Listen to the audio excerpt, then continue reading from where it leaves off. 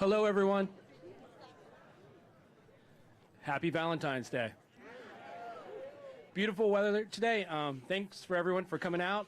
I wanted to introduce Rise Up Coffee's founder, Tim Curidan.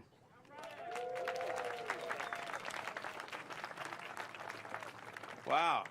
Wow. I tell you what, I'm usually an off-the-cuff kind of guy, but on a day like today, I'm a little out of sorts. So if you don't mind, I'll use some notes here so I don't forget anything. But as Tim Fields, our director of operations, who just came aboard in January, longtime friend of mine, and I told him he'd be wearing multiple hats with Rise Up, and I'm not sure that he ever figured that he would be the MC for the governor of the state of Maryland. But what a great honor it is to host the governor today, and how fitting that it falls on Valentine's Day, because the history of Rise Up reads like a love story.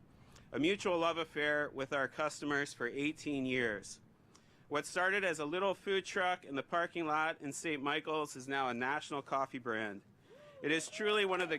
Well, thank you.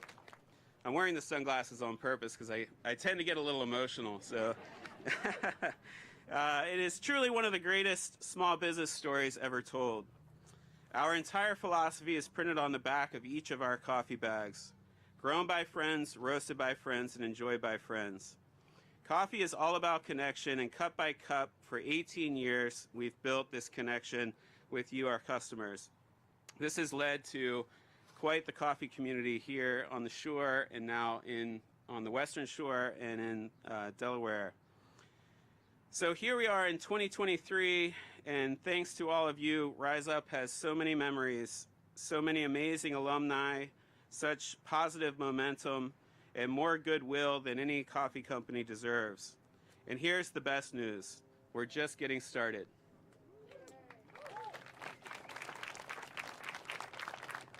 There's too many people to thank, but I wanted to start by thanking Talbot County, which is our home base, Easton right here.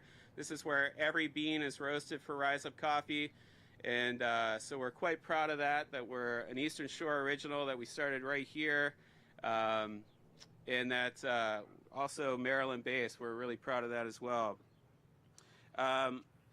I also want to start by thanking our amazing staff members. Again, we started as 2 hardworking individuals. Now we're 250 plus amazing folks, many of whom are here today.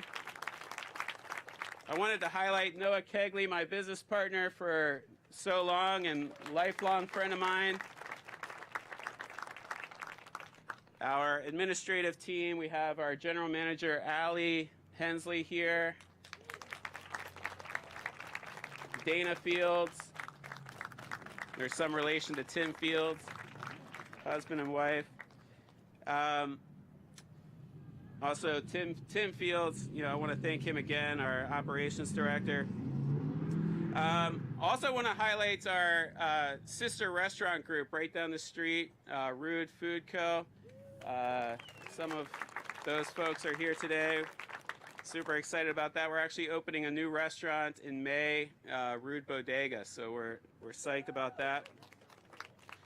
There was one Rise Up person I want to also highlight, which is Brandon Bartlett, who is the Western Shore side of Rise Up, and also very exciting news here as we're opening Rise Up Severna Park later this year. So that's news.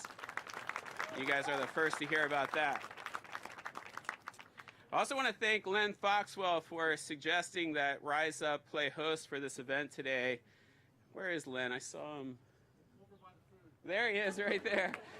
Len has been a longtime friend and advocate for Rise Up, and just couldn't be any more thankful that he suggested that we play host for this.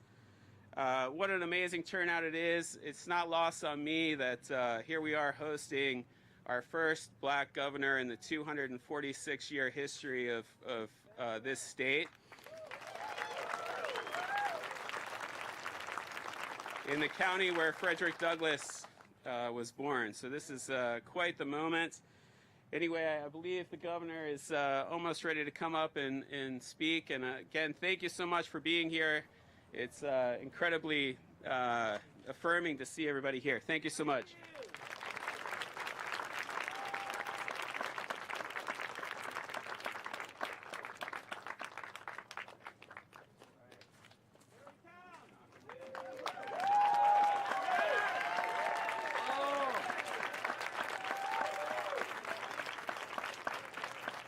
It's good to be back. It's good to be back. Thank you. How y'all doing? It is so nice. Why is it that every time I come to the Eastern Shore, the weather's amazing? Because y'all are amazing. Because y'all are amazing. And like, that's right. That's right. It's God's country. And I just want to say how thankful I am and how incredible each and every one of you are. This is extraordinary. This is extraordinary, seeing how many folks came out here. And the beautiful thing I love about this right now, this is Maryland. I mean, like, look at this group. Look at this group of people. People who come from all over the shore. People who represent different groups and different demographics, different industries, different generations. This is Maryland. This is why we love this state so much. And I tell you, and first, Tim, bless you, man. Thank you for the leadership. Thank you for showing as someone who's a very, very proud former small business owner, showing us how it's done, for keeping us fueled up. By the way, how many of y'all got out to the inauguration? Got out to the inauguration? Excellent. And for those who had a chance, we had buses that were going from the Eastern Shore over to Annapolis for the inauguration. Guess who fueled up those buses with the coffee?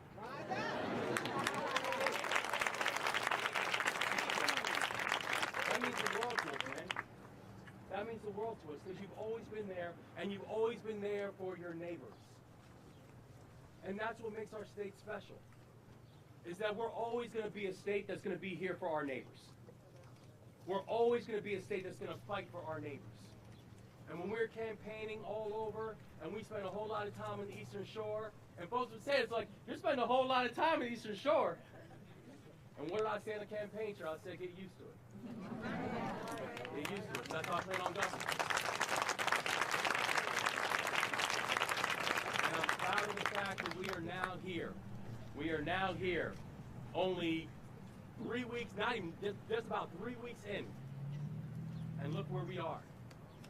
If I said it, I meant it. So I'm saying this right now. Get used to seeing us out here. Because this is going to be the pace for the next 4 and for the next 8 years. We're going to spend a lot of time together.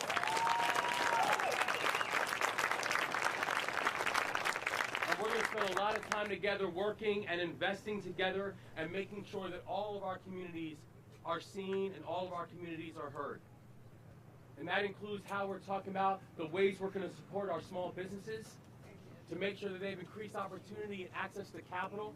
It's why, if you look at the 10 bills that we laid out as part of the governor, part of my personal legislative agenda. And by the way, let's make a note of the 10 bills that we laid out as part of our legislative agenda. We have Republican co-sponsors on 7 of them.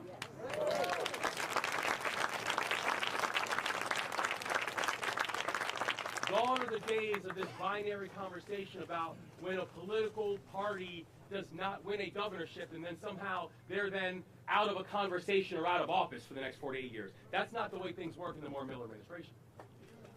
We are one state.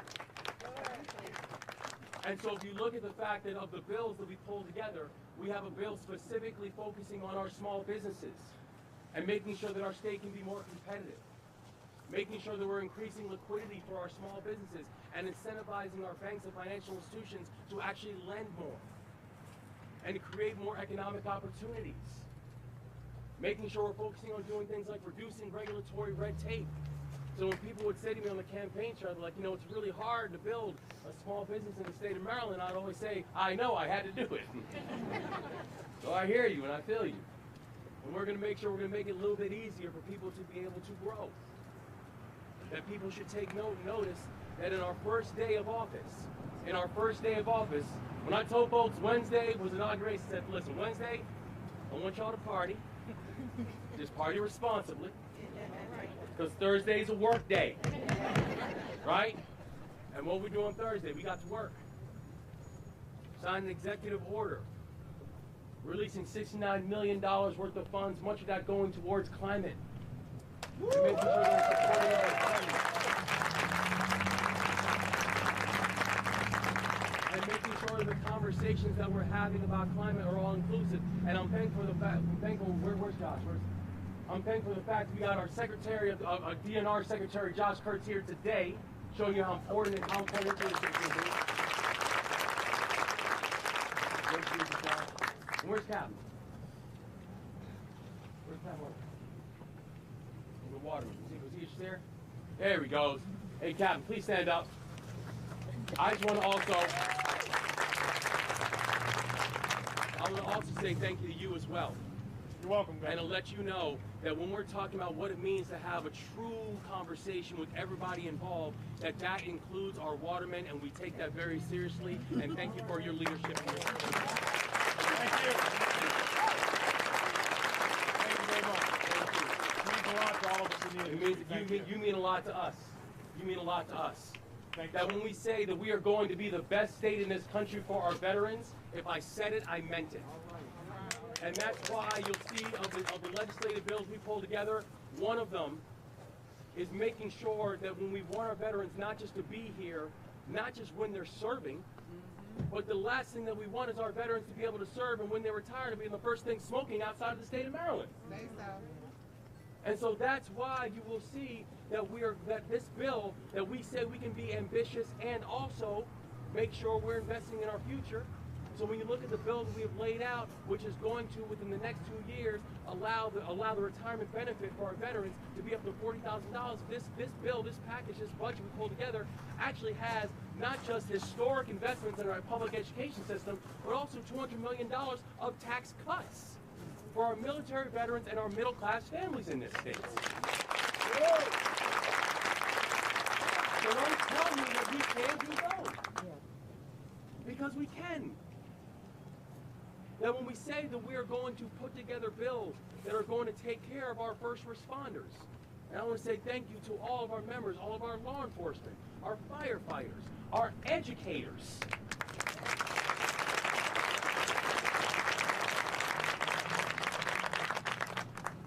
That we are going to be a state that can both be more competitive and also be more equitable, and that is not a choice. We can and we will do both.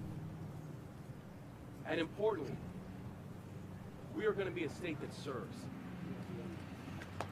Because when you think about this level of political vitriol and divisiveness that we have in our society right now, if you think about the fact that we seem to care more about who the idea came from than is it a good idea, those days are done. And it's service. Service will save us. And Maryland is going to lead. And you saw how on day one, the very first executive order that I signed was an executive order creating an entire department that is focused exclusively on service and civic innovation. A platform that's going to help to support our nonprofit organizations, which, by the way, are the backbone of our social service sector.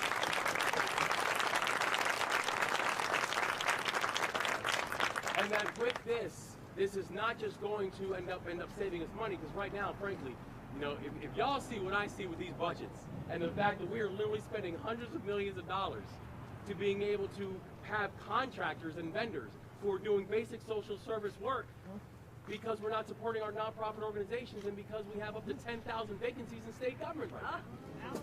10,000 vacancies. You can't do the work if people aren't there to do the work. Amen. And people say, well, why does that matter? Here's why it matters. It means who's doing the licensing for our small businesses? Who's actually addressing the fact that we have severe nursing shortages? Severe educator shortages. Why also one of the bills we pulled together is $15 towards the Maryland Educator Shortage Act, which we need our lawmakers to pass. $50 million to incentivize educators to stay in the classroom and including new qualified educators into the classroom. And knowing that spending hundreds of millions of dollars on individual vendors is no way to run a government. But importantly, it's this too. Service is going to save us morally. That's why Maryland will be the first state in this country to offer a service year option to high school graduates, where that is going to give them a chance to have a full year of service wherever they come.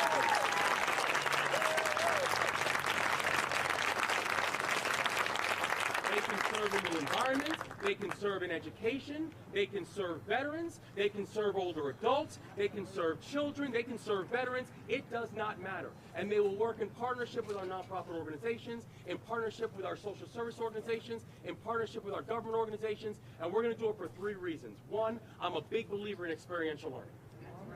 Right?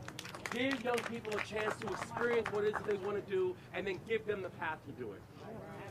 The second reason is because this helps to address the college affordability crisis, because one of the leading challenges we have for so many of our young people, where they choose to go on to a 4-year school or a 2-year school or a trade school, whatever the case might be, is basic affordability. And by the way, we are going to end this myth. I am so proud of the fact that Maryland, in our state, has some of the best 4-year institutions in this country. Right? But we are going to end this myth that every single one of our young people need to attend one of them in order to be successful.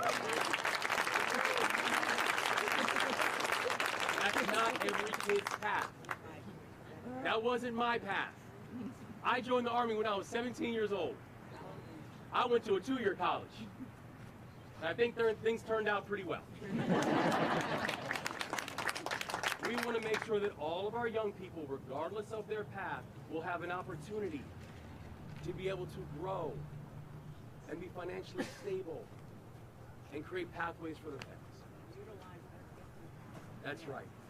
And utilize their different talents. And the third thing I tell you, why this service year is so important, and why I need all of you to contact your legislators and urge them to pass this thing. It's for this reason. Service is sticky. Those who serve together generally stay together. I know for a fact, I saw on the campaign trail, I had people I served with in Afghanistan who came and campaigned for us. Many of them were not Marylanders.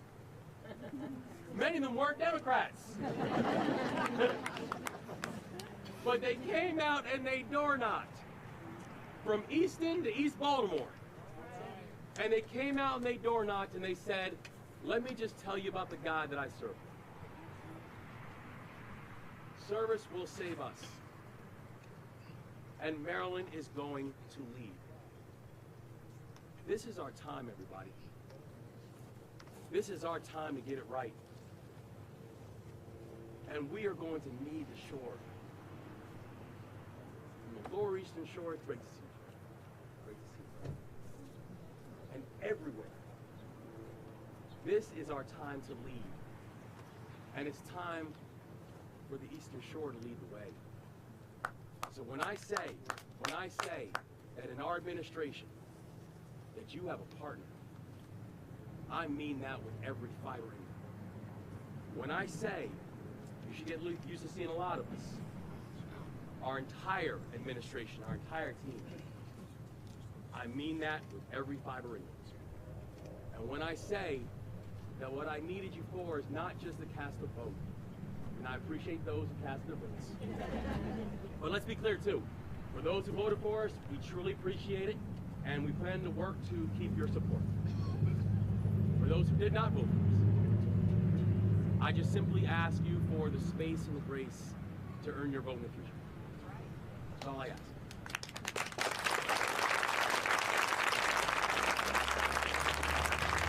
And we're going to need you not just for your vote. We're going to need your ideas. We're going to need your leadership. We're going to need your thoughts. We're going to need your prayers.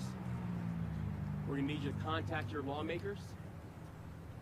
We're going to need you to contact your representatives in Annapolis and say that we need you to vote for the slate of bills that, by the way, will include everything from the most bipartisan and significant attack on child poverty that this state has ever seen.